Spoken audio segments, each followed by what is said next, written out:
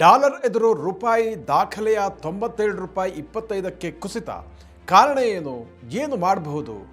ನಮಸ್ಕಾರ ವೀಕ್ಷಕರೇ, ನೀವು ನೋಡ್ತಾ ಇದ್ದೀರಾ ವಿಶ್ವವಾಣಿ ಮನಿ. ನಾನು ಕೇಶವ್ ಪ್ರಸಾದ್. ವೀಕ್ಷಕರೇ, ಅಮೆರಿಕದ ಡಾಲರ್ ಎದುರು ಭಾರತೀಯ ರೂಪಾಯಿ ಮೌಲ್ಯವು ಸಾರ್ವಕಾಲಿಕ ಕುಸಿತ ಕಂಡು 96 ರೂಪಾಯಿ 25 ಪೈಸೆಯ ಮಟ್ಟಕ್ಕೆ ಇಳಿಕೆ ಆಗಿದೆ. ಹೂಡಿಕೆದಾರರಲ್ಲಿ ತಲ್ಲಣ ಮೂಡಿಸಿರುವಂಥದ್ದು ನಿಜ.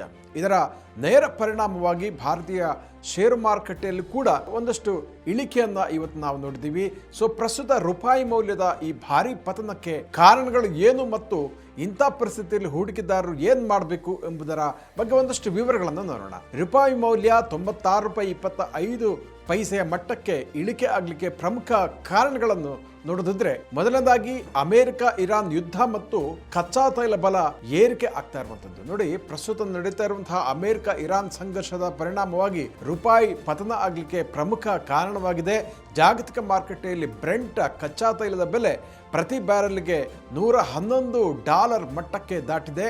ಭಾರತವು ತನ್ನ ತೈಲದ ಬಹುಭಾಗವನ್ನು ಕೂಡ ಆಮದು ಮಾಡಿಕೊಳ್ಳುವುದರಿಂದ ತೈಲ ಖರೀದಿಗೆ ಭಾರಿ ಪ್ರಮಾಣದ ಡಾಲರ್ ಪಾವತಿಸಬೇಕಾಗಿ ಬಂದಿದೆ. ಇದು ರೂಪಾಯಿ ಮೇಲೆ ತೀವ್ರವಾದಂತಹ ಒತ್ತಡವನ್ನು ಹೇರಿದೆ. ಎರಡನೇ ಕಾರಣ, ವಿದೇಶಿ ಹೂಡಿಕೆದಾರರ ನಿರಂತರ ಮಾರಾಟ, FPI ಔಟ್ಫ್ಲೋಸ್ ಜಾಸ್ತಿ ಆಗಿರುವಂಥದ್ದು. ಜಾಗತಿಕ ಅಸ್ಥಿರತೆ ಮತ್ತು ಜಾಗತಿಕ ಬಾಂಡ್ ಇಳುವರಿ, ಬಾಂಡ್ ಈಲ್ಡ್ಸ್ ಹೆಚ್ಚಾಗ್ತಾ ಇರೋದ್ರಿಂದ ವಿದೇಶಿ ಪೋರ್ಟ್ಫೋಲಿಯೋದ ಹೂಡಿಕೆದಾರರಿಂದ FPIಗಳು ಏನು ಮಾಡ್ತಾ ಇದ್ದಾರೆ, ಭಾರತೀಯ ಸ್ಟಾಕ್ ಮಾರ್ಕೆಟ್ನಿಂದ ಅಥವಾ ಈಕ್ವಿಟಿ ಮಾರ್ಕೆಟ್ನಿಂದ ಕೋಟ್ಯಾಂತರ ರೂಪಾಯಿ ಮೌಲ್ಯದ ಷೇರುಗಳನ್ನು ಹಾಗೂ ಬಾಂಡ್ಗಳನ್ನು ಮಾರಾಟ ಮಾಡಿ ತಮ್ಮ ಹಣವನ್ನು ಸುರಕ್ಷಿತವಾಗಿ, ಅಂದರೆ ಹೆಚ್ಚಿನ ಆದಾಯಕ್ಕೋಸ್ಕರ ಡಾಲರ್ ರೂಪದಲ್ಲಿ ಹಿಂತೆಗೆದುಕೊಳ್ತಾ ಇದ್ದಾರೆ ಮತ್ತು ಬಾಂಡ್ಗಳಲ್ಲಿ ಇನ್ವೆಸ್ಟ್ ಮಾಡ್ತಾ ಇದ್ದಾರೆ. ಮೂರನೇ ಕಾರಣ, ಬಲಗೊಳ್ತಾ ಇರುವಂತಹ ಡಾಲರ್ ಇಂಡೆಕ್ಸ್. ಯುದ್ಧದ ವಾತಾವರಣ ಇರುವುದರಿಂದ ಜಾಗತಿಕವಾಗಿ ಡಾಲರ್ ಮೇಲಿನ ಬೇಡಿಕೆ ಹೆಚ್ಚಾಗಿದೆ. ಡಾಲರ್ ಸೂಚ್ಯಂಕವು, ಡಾಲರ್ ಇಂಡೆಕ್ಸ್ 99ರ ಗಡಿ ದಾಟಿ ಮುನ್ನುಗ್ತಾ ಇದೆ. ಇದು ಏಷ್ಯಾದ ಇತರ ಕರೆನ್ಸಿಗಳ ಜೊತೆಗೆ ರೂಪಾಯಿಯನ್ನು ಕೂಡ ತೀವ್ರವಾಗಿ ದುರ್ಬಲಗೊಳಿಸಿದೆ. ಸರ್ಕಾರ ಏನೆಲ್ಲ ಮಾಡಿದೆ? ರೂಪಾಯಿ ಕುಸಿತ ತಡೆಯಲಿಕ್ಕೆ ರಿಸರ್ವ್ ಬ್ಯಾಂಕ್ ಆಫ್ ಇಂಡಿಯಾ ಮಾರುಕಟ್ಟೆಯಲ್ಲಿ ಡಾಲರ್ನ ಮಾರಾಟ ಮಾಡ್ತಾ ಇದೆ, ಮಧ್ಯಪ್ರವೇಶ ಮಾಡ್ತಾ ಇದೆ. ಅಷ್ಟೇ ಅಲ್ಲದೆ ಡಾಲರ್ ಹರಿವನ್ನು ತಡೆಯಲಿಕ್ಕೆ ಸರ್ಕಾರ ಇತ್ತೀಚೆಗಷ್ಟೇ ಚಿನ್ನ ಮತ್ತು ಬೆಳ್ಳಿಯ ಆಮದು ಮೇಲೆ ಸುಂಕವನ್ನು 5ರಿಂದ 15%ಗೆ ಹೆಚ್ಚಿಸಿದೆ ಮತ್ತು ಬೆಳ್ಳಿ ಆಮದಿನ ಮೇಲೆ ಆ ನಿಯಂತ್ರಣ ಕ್ರಮಗಳನ್ನು, ನಿರ್ಬಂಧಗಳನ್ನು ಹೇರಿದೆ. ಇದರ ಪರಿಣಾಮ ಏನಾಗುತ್ತೆ ನೋಡಬೇಕು.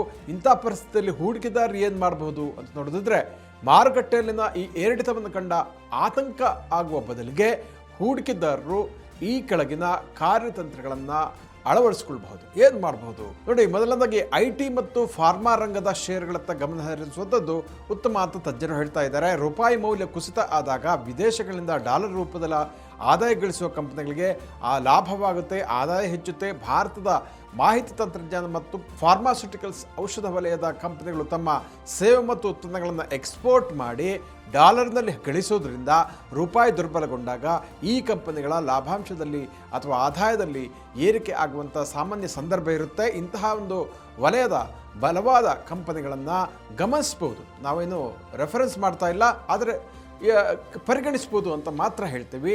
ಎರಡನೇದಾಗಿ, ರಫ್ತು ಆಧಾರಿತ ಕನಿಷ್ಠ ಸಾಲವಿರುವ ಕಂಪನಿಗಳನ್ನು ಆಯ್ದುಕೊಳ್ಳುವಂಥದ್ದು ಉತ್ತಮ. ಅಂದರೆ ಅವುಗಳಿಗೆ ಡಾಲರ್ನ ರೂಪಾಯಿ ಕನ್ವರ್ಟ್ ಆದಾಗ ಜಾಸ್ತಿ ಆಗುತ್ತೆ ಇನ್ಕಮ್ ಅನ್ನುವಂಥದ್ದು. ಯಾವ ಕಂಪನಿಗಳು ಕಚ್ಚಾ ವಸ್ತುಗಳಿಗಾಗಿ ವಿದೇಶಿ ಆಮದಿನ ಮೇಲೆ ಹೆಚ್ಚಾಗಿ ಅವಲಂಬಿತ ಆಗಿಲ್ಲವೋ ಮತ್ತು ಯಾರಿಗೆ ವಿದೇಶಿ ಸಾಲದ ಫಾರಿನ್ ಡೆಟ್ ಹೊರ ಇಲ್ಲವೋ ಅಂತಹ ಕಂಪನಿಗಳು ಸ್ವಲ್ಪ ಸೇಫ್ ಅಂತ ತಜ್ಞರು ಹೇಳ್ತಾ ಇದ್ದಾರೆ. ಆಮದು ಅವಲಂಬಿತ ಕಂಪನಿಗಳು, ಉದಾಹರಣೆಗೆ ಕೆಲವು ಎಲೆಕ್ಟ್ರಾನಿಕ್ಸ್ ಅಥವಾ ಪೇಂಟ್ ಕಂಪನಿಗಳು, ವೆಚ್ಚ ಅವುಗಳಿಗೆ ಹೆಚ್ಚಾಗೋದ್ರಿಂದ ಸದ್ಯಕ್ಕೆ ಅವುಗಳಿಗೆ ಸ್ವಲ್ಪ ದೂರ ಇರುವಂಥದ್ದು ಒಳ್ಳೆಯದು ಅಂತ ತಜ್ಞರು ಹೇಳ್ತಾರೆ. ಇನ್ನು ಚಿನ್ನದ ಮೇಲಿನ ಹೂಡಿಕೆಯನ್ನು ಪರಿಗಣಿಸಿ ಅನ್ನುವಂಥದ್ದು. ಜಾಗತಿಕ ಯುದ್ಧ ಮತ್ತು ಕರೆನ್ಸಿ ಕುಸಿತದ ಸಮಯದಲ್ಲಿ ಚಿನ್ನವೊಂದು ಅತ್ಯಂತ ಸುರಕ್ಷಿತ ಹೂಡಿಕೆ, ಸೇಫ್ ಹೆವೆನ್ ಅಂತ ಪರಿಗಣಿಸಲಾಗುತ್ತೆ.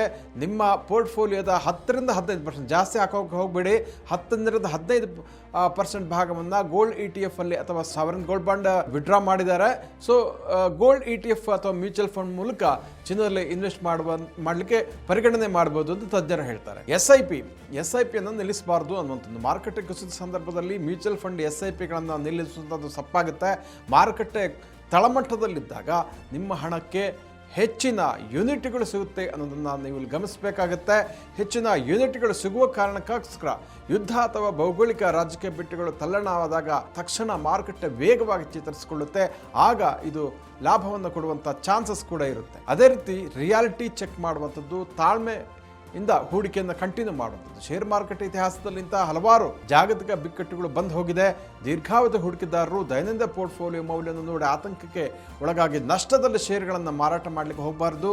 ಗುಣಮಟ್ಟದ ಲಾರ್ಜ್ ಕ್ಯಾಪ್ ಶೇರ್ಗಳು ಕುಸಿದಾಗ ಅವುಗಳನ್ನು ಮತ್ತಷ್ಟು ಖರೀದಿ ಮಾಡಲಿಕ್ಕೆ ಬೈ ದ ಡಿಪ್ ಅಂತ ಹೇಳ್ತಾರೆ. ಇದೊಂದು ಅವಕಾಶ ಅಂತ ಭಾವಿಸಿದ್ರೆ ಅನುಕೂಲ ಆಗುತ್ತೆ. ಲಾಂಗ್ ಟರ್ಮ್ ವಿಷನ್ ಅನ್ನು ಇಟ್ಕೊಳ್ಳುವಂಥದ್ದು ಒಳ್ಳೆಯದು ಅಂತ ತಜ್ಞರು ಹೇಳ್ತಾ ಇದ್ದಾರೆ. ವೀಕ್ಷಕರೇ, ಇಂತಹ ಮತ್ತಷ್ಟು ಉಪಯುಕ್ತ ವಿಡಿಯೋಗಳಿಗೆ ವಿಶ್ವವಾಣಿ ಮನಿ ಯೂಟ್ಯೂಬ್ ಚಾನಲ್ ಅನ್ನು ವೀಕ್ಷಿಸಿ ಮತ್ತು ಸಬ್ಸ್ಕ್ರೈಬ್ ಮಾಡಿ. ವಂದನೆಗಳು.